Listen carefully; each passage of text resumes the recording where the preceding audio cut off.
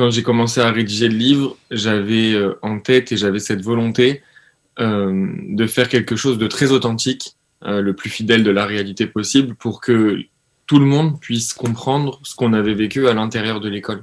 J'ai pris conscience, c'est que finalement les Français en général n'ont pas réellement compris ce qui s'est passé. Sortez, respirez, c'est le Quality Time. Nous avons le plaisir d'accueillir Jonathan Chétrit qui, depuis Paris, est avec nous ce matin pour parler du livre qu'il vient d'écrire, qu'il vient de publier aux éditions Albin Michel, intitulé Toulouse, 19 mars 2012, l'attentat de l'école Ozaratora par ceux qui l'ont vécu. Un livre poignant, bouleversant, qui donne encore une autre dimension à ce drame que chacun a vécu à sa façon. Alors nous, forcément, de l'extérieur, eux, de l'intérieur. C'est vraiment un livre à lire parce que ça donne encore un autre éclairage, un autre témoignage. D'abord, c'est un hommage aux victimes magnifique. Et puis, on prend la dimension de la catastrophe qui a été vécue ce jour-là par tous les élèves, par tous les parents, par tous ceux qui ont été proches, par la France entière aussi. Jonathan Chétrit, bravo pour ce travail. Merci. Vraiment un très beau travail de mémoire. Pourquoi vous avez écrit ce livre ? Est-ce que c'était quelque chose qui vous était comme un appel impérieux pour tourner la page ou pour se rappeler d'eux, pour ne pas oublier ? Je crois que c'était un besoin de rappeler les victimes, de mettre par écrit ce qu'on a vécu pour pas oublier 10 ans après. Et aussi, évidemment, pour donner la parole aux victimes, témoins, directs, indirects de cet attentat. Les élèves, les parents, les enseignants qui étaient présents ou qui étaient absents ce matin-là, mais qui ont joué un rôle d'une manière ou d'une autre. Et je crois que 10 ans après, il y avait un besoin, une urgence de témoigner. Et avec ce livre, c'était réellement cette volonté de leur laisser la parole, une bonne fois pour toutes. Alors un livre extrêmement bien écrit et qui relate de façon brute, on va dire, et en même temps très, très simple et ce qui donne encore plus de relief à l'horreur que vous avez vécu tous ce jour-là. Vous l'avez écrit, vous avez mis du temps à l'écrire, vous avez réfléchi à la forme, comment vous avez procédé ? En fait, ça a été assez vite du point de vue de la réflexion autour de la forme et de la structure du livre. J'avais depuis très longtemps envie d'écrire au sujet de l'attentat. Je ressentais ça comme un besoin à titre personnel. Et peu avant le confinement, j'ai commencé à me remettre à l'écriture. Et pendant le confinement, j'ai eu un déclic en me disant, en fait, si je raconte l'attentat, il ne faut pas que je raconte mon histoire, mais il faut que je raconte notre histoire.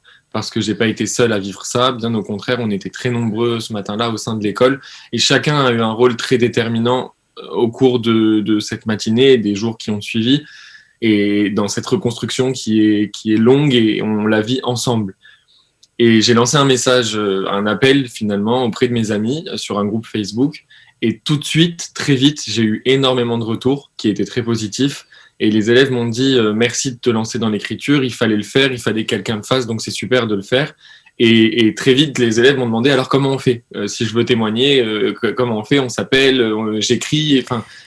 Donc très vite, on a commencé les enregistrements, j'appelais les élèves, et j'enregistrais nos conversations, et puis je passais à la retranscription de leurs témoignages, et ensuite je leur envoyais, ils validaient si c'était correct ou pas. Enfin voilà, il y a eu tout un travail d'écriture qui s'est étalé sur 2 ans et demi, avec une phase très concentrée de recueil des témoignages qui a duré entre 8 mois et 1 an à peu près.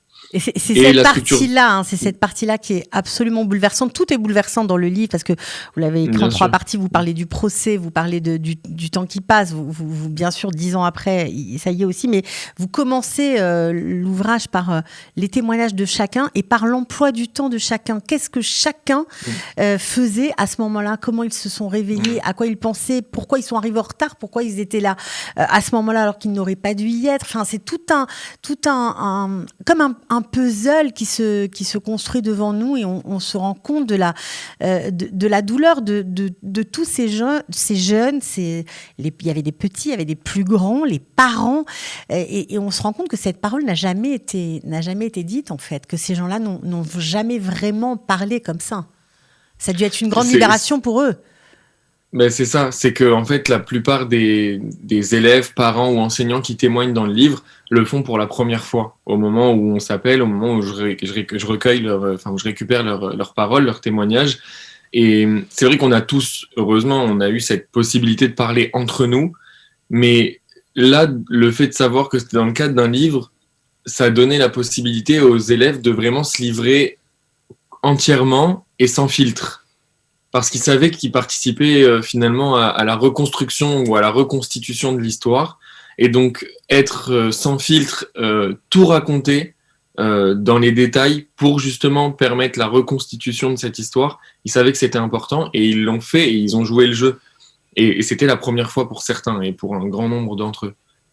Bien sûr, des gens qui n'ont pas toujours été entendus. Alors évidemment, vous relatez le meurtre, l'assassinat terrible du Rav Jonathan Sandler, de Gabriel, 3 ans, d'Arié, son fils, 5 ans, ses 2 enfants, et bien sûr de Myriami, comme vous l'appelez dans le livre, de Myriam Monsenego. C'est absolument déchirant de lire tout ça, de lire la douleur des parents. Enfin vraiment, on est plongé avec vous dans cette histoire, et en même temps, on a l'impression que c'est comme une réparation. Alors bien sûr, il y a eu un procès, mais on a l'impression que c'est aussi un peu une histoire de France qui prend finalement sa place 10 ans après.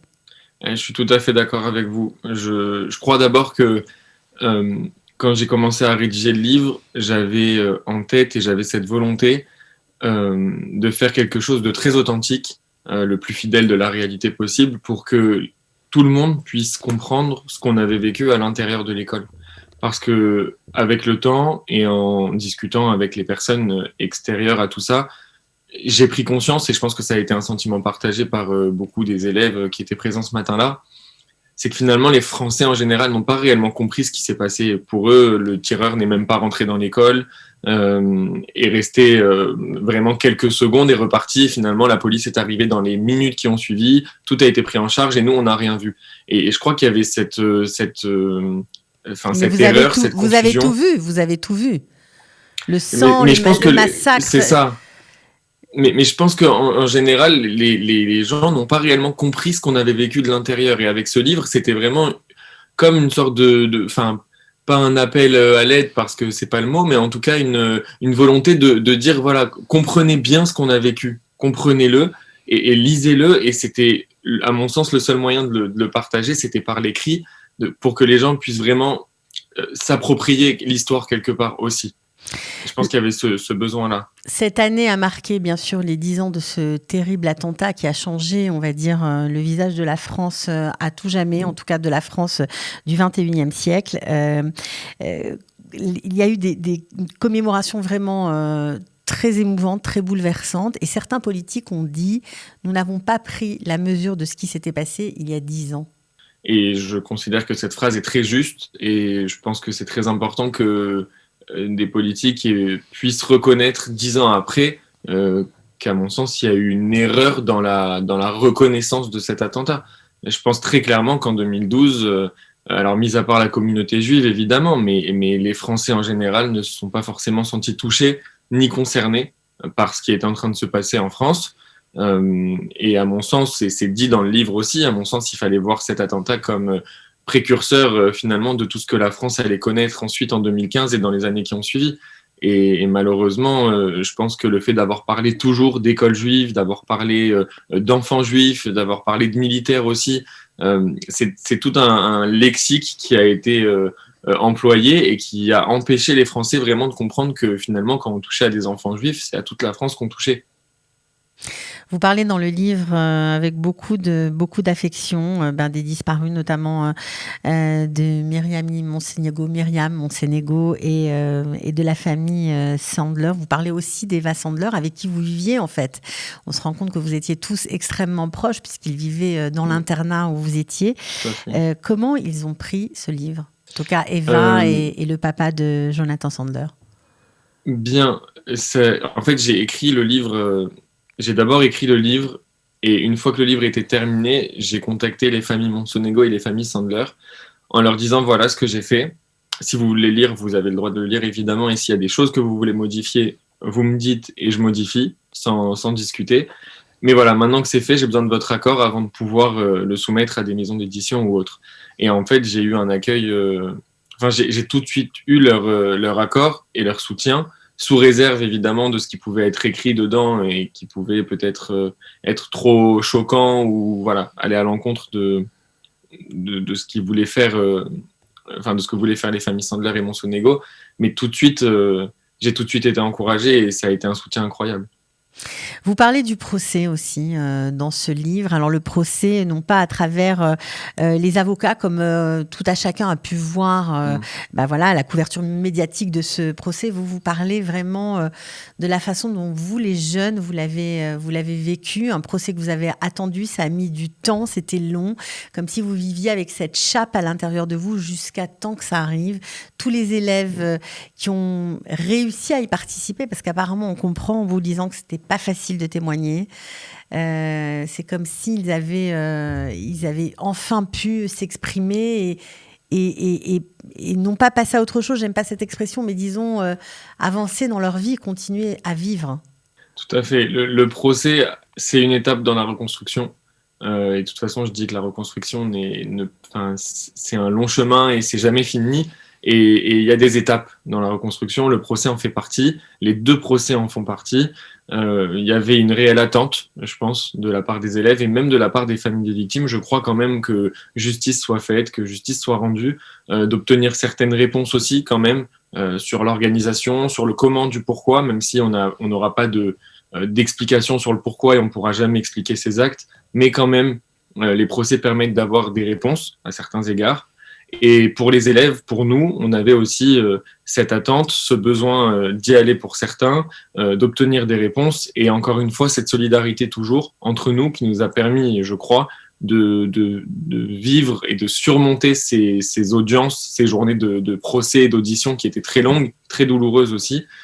Et voilà, le fait d'avoir été ensemble, ça nous a vraiment permis de les vivre avec un peu plus de sérénité. Et ce qui est saisissant, c'est qu'on comprend que même les parents d'élèves, donc qui avaient leur enfant scolarisé à Ozaratora à Toulouse, eh bien, ont découvert lors du témoignage de leurs enfants des années après, ça veut dire plus de 5 ans après, le calvaire que leurs enfants ont vécu, quoi.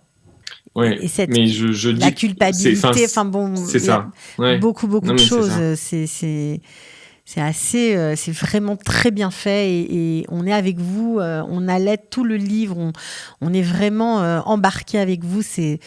On a l'impression de revivre cet attentat terrible. Je dis souvent que, en tant que victime d'attentat, il y a toujours cette question de légitimité, à qui on peut en parler et dans quelles conditions on peut en parler, etc.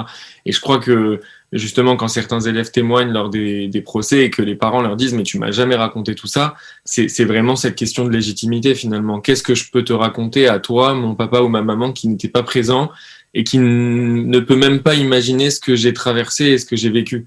Et finalement, ce livre, c'est une façon de réparer aussi ces silences qui ont trop duré ces 10 dernières années. Vous attendez une réaction de l'État français à la suite du livre ? J'attends une réaction. J'ai eu déjà la chance d'avoir des retours de politiques et de personnalités politiques et publiques vraiment qui ont de très hautes fonctions en France. Et le livre a été lu.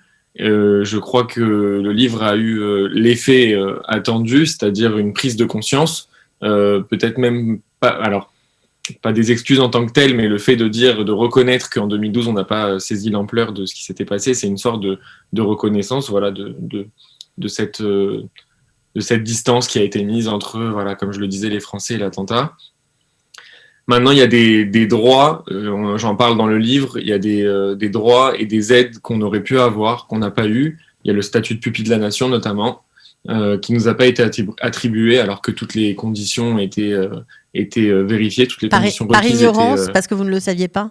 Parce que personne parce que ne vous a nous, expliqué. on le savait pas. Ouais, exactement. Parce que nous, on le savait pas, parce que les institutions françaises en charge de contacter les victimes étaient complètement, on va dire, abasourdies par ce qui venait de se passer et n'étaient absolument pas préparées à ça et donc ne savaient pas comment réagir et n'étaient pas organisées pour.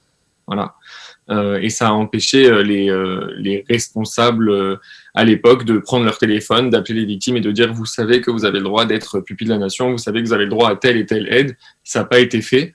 Et aujourd'hui, on a passé tous les délais légaux pour pouvoir entamer ces procédures, donc on est fort clos. Je suis en train d'essayer de faire bouger les choses avec certains anciens élèves pour essayer de nous voir attribuer ces droits et ces aides rétroactivement. Ok, vous êtes avocat aujourd'hui ? Oui. C'est on va dire une conséquence de ce qui s'est passé ce jour-là à Toulouse qui fait que vous avez embrassé cette profession ? Je crois qu'inconsciemment et indirectement, c'est tout à fait lié. Vous vouliez vous défendre ? Défendre et je pense que le fait d'avoir été très vite mêlé à la justice, à toutes ces institutions, d'avoir été en contact avec des avocats très très jeunes, et je pense que j'ai pris goût à ça, que j'ai aimé voir ces avocats nous défendre avec autant d'énergie et autant presque de passion finalement, parce que les avocats qui nous ont défendus pendant les longues années de procès, en tout cas d'enquête et d'instruction, etc. Ils le faisaient avec tout leur être, quoi, tout leur cœur, et de voir ça, je pense que ça a donné cette envie ensuite de devenir avocat. Vous racontez avec beaucoup de délicatesse dans le livre le lien ténu qui vous lie avec les Monsénégo, avec les Sandler. Vous continuez à vous voir, vous prenez toujours des nouvelles, vous et les autres élèves ? Oui, on est toujours en contact avec Eva Sandler, avec Samuel Sandler, donc le papa de Jonathan, grand-père d'Harry et de Gabriel Sandler, et avec la famille Monsonego, avec le Rav Monsonego, avec son épouse Yafa. On est en contact régulier, on s'appelle, on s'envoie des messages lorsqu'il y a des bonnes nouvelles à annoncer, lorsqu'on a des questions à poser. On retourne à Toulouse aussi faire des Shabbats avec eux. Enfin, voilà, il y a un lien indéfectible qui existe, qui était déjà là avant, qui s'est renforcé avec le 19 mars et qui nous lie et qui nous liera sans doute à tout jamais. Jonathan Chétrit, bravo pour ce travail de mémoire magnifique que vous avez fait. Ça n'a pas Merci. dû être facile de replonger dans tout ça, parce que vous décrivez cette journée dans le moindre détail, vraiment. J'encourage tous ceux qui nous écoutent à se procurer ce livre, à le lire, parce que c'est vrai que nous faisons aussi partie de cette histoire. C'est vraiment un moment qui a fait basculer la France, basculer la communauté juive également.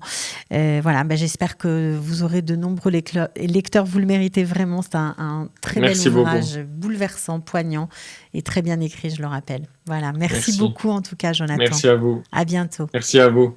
Au revoir. Sortez, respirez, c'est le Quality Time.